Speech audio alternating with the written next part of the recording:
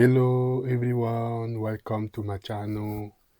In this channel, I document my self-learning in concrete construction.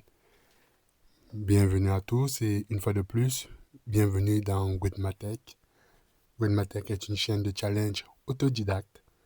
Et voilà, je suis à la 28e semaine maintenant, depuis que j'ai lancé mon challenge sur l'apprentissage du béton, les calculs béton, que j'avais divisé en deux parties. Première partie, notion générale. Deuxième partie, calcul. Donc, j'en suis à ma, comme je disais, 28e semaine consécutive. Voilà, donc c'est un travail très difficile, très prenant, très exigeant. Et voilà, surtout en autonomie, en autodidacte, ça rajoute encore de la difficulté. Et voilà, donc, mais je continue malgré tout à avancer et à maintenir le rythme qui n'est pas du tout facile. Voilà, donc quelles que soient les épreuves, on ne s'arrête pas et voilà, on avance pas à pas. Voilà, donc si vous voulez en savoir un petit peu plus sur la chaîne, rendez-vous dans l'une de mes premières vidéos 2026 dans laquelle je mets en perspective le contenu de la chaîne. Voilà, maintenant que j'ai fait un petit bilan, on passe à la suite. Let's go!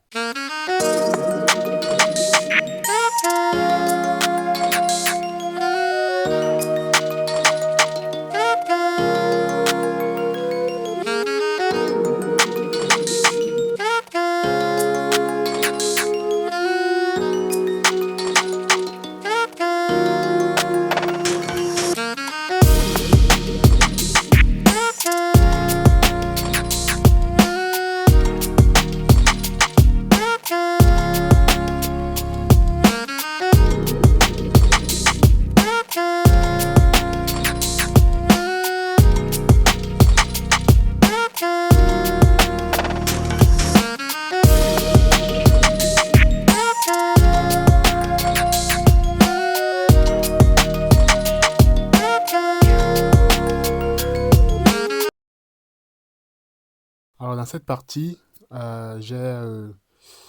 j'ai abordé la notion des armatures définies, c'est-à-dire la définition des armatures. Euh, donc en fait, tout ce qui doit être précisé sur un plan pour qu'une armature soit parfaitement définie, sans qu'il y ait de place à l'interprétation. Donc j'ai commencé par le cartouche du plan.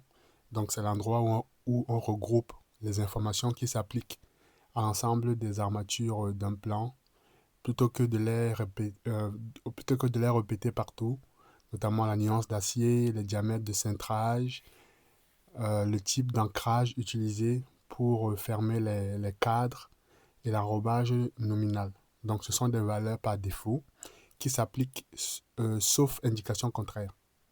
Et d'ailleurs, l'enrobage nominal n'est pas juste une bonne pratique, c'est une obligation imposée par la norme européenne. En tout cas, une fois de plus, je parle au conditionnel. Ensuite, il y a la question des repères et du nombre d'armatures. Quand on travaille à partir de listes déjà établies, il n'y a pas de souci. Mais sur certains plans de ferraillage, notamment pour les chaînages, on ne doit, on ne donne qu'une description globale et c'est à l'armaturier de calculer lui-même combien de pièces il faut et quelle longueur leur donner. Et donc le souci, il paraît, c'est que ce travail nécessite des plans de coffrage qu'on n'a pas toujours sous la main, alors que normalement, cette tâche devrait être faite en amont par les bureaux d'études. Donc, je parle aussi des dimensions et des angles de façonnage. Donc, la plupart du temps, les codes sont bien indiqués. La vraie difficulté apparaît quand une armature est pliée à un angle qui n'est ni droit, ni un demi-tour complet. Et donc, dans ce cas, il existe plusieurs manières de définir la forme, à savoir donner plusieurs côtes, utiliser la longueur développée ou indiquer directement l'angle. Un cas particulier mérite d'être creusé, par exemple, celui des ancrages en courbure. Bon, il paraît qu'on utilise très souvent un retour à 135 degrés. Et quand un plan ne précise pas certains détails, il existe des règles par défaut bien établies, notamment sur la longueur droite après la courbure, pour éviter que l'armaturier n'ait à deviner ou à solliciter systématiquement le bureau d'études. Et donc après, je suis ensuite passé au choix des mandrins de façonnage, le fameux diamètre de la boucle qu'on utilise pour plier l'acier.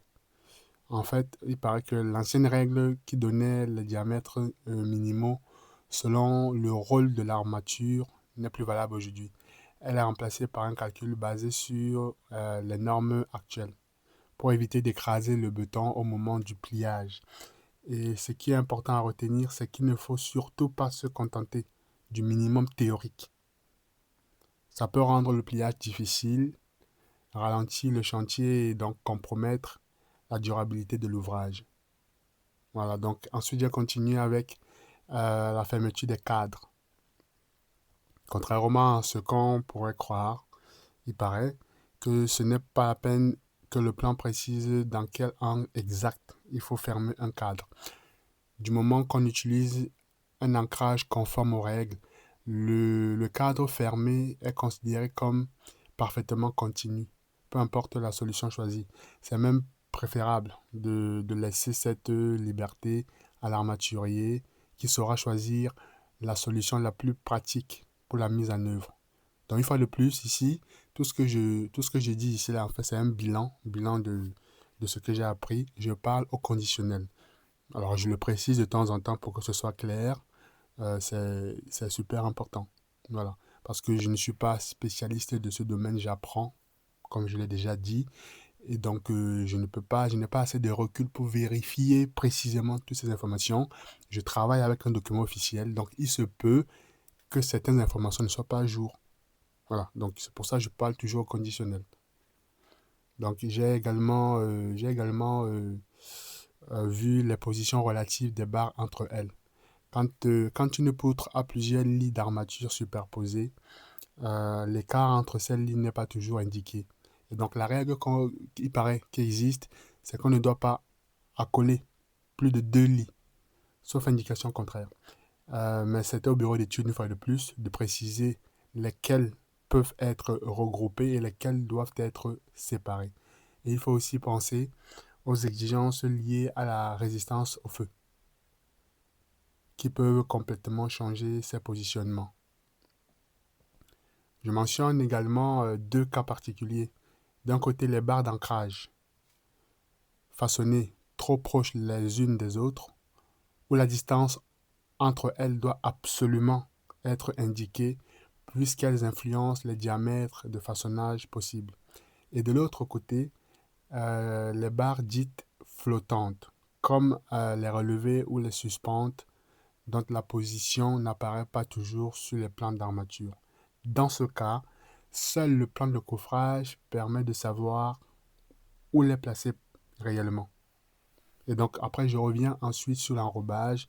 Dans un même bâtiment, par exemple, l'enrobage exigé peut varier énormément d'un élément à l'autre. C'est pour ça qu'on ne peut pas se contenter d'une valeur générale unique. On indique plutôt une valeur par défaut et on précise à part les enrobages particuliers nécessaires pour certaines pièces spécifiques. Donc voilà. Puis après, voilà, j'ai aussi terminé avec les réservations. Il arrive qu'on trouve sur un plan des armatures qui traversent une réservation sans qu'on sache si c'est volontaire. Par exemple, une réservation provisoire qui sera bétonnée plus tard. Ou si c'est une erreur. Ou un simple commentaire ajouté sur le plan suffirait donc à lever le doute. Enfin, ce que j'ai vu là, je rencontre aussi ça en bureau d'études de construction métallique, voilà, où parfois on retrouve certains éléments sans savoir ce qu'ils font à cet endroit. Voilà, et quelque chose qui revient toujours, c'est un petit mot sur le plan permet vraiment d'être clair et d'éliminer toute ambiguïté. Ça, on rencontre ça déjà. Donc, ça, c'est des principes généraux que je rencontre déjà dans ma spécialité à moi, construction métallique. Donc voilà, c'est des choses que je retrouve ici. Voilà, donc c'est ce que je disais au départ, c'est que il y a certaines approches qui sont un peu similaires d'un bureau d'études à l'autre. Maintenant, il y a des spécificités liées aux matériaux, liées à un matériau en particulier qui vont donc apporter un changement par rapport à un autre matériau. Donc, il y a des normes de calcul, des normes de réservation, les normes de réglementation liées à chaque type de matériau. Donc, ça, c'est tout à fait normal. Voilà un petit peu le travail de cette semaine qui était quand même assez technique. J'avoue que c'était très très difficile de faire la synthèse parce que ouais, ça touche les barres pour le béton armé, en tout cas l'acier pour le béton armé. Voilà, c'est très particulier. C'est vraiment très particulier. Enfin, vraiment très particulier. Et voilà, c'est pas. Voilà, c'est un peu technique. Ça a été très technique. On continue d'avancer et j'essaie de faire en sorte d'être le plus juste dans mon analyse possible, malgré les éventuelles erreurs qui peuvent se greffer. Mais voilà, on avance et on lâche pas et on reste discipliné. Voilà. Bon, ben, en tout cas, merci une fois de plus de m'avoir écouté. Merci pour votre patience. Merci pour, voilà, pour vos abonnements.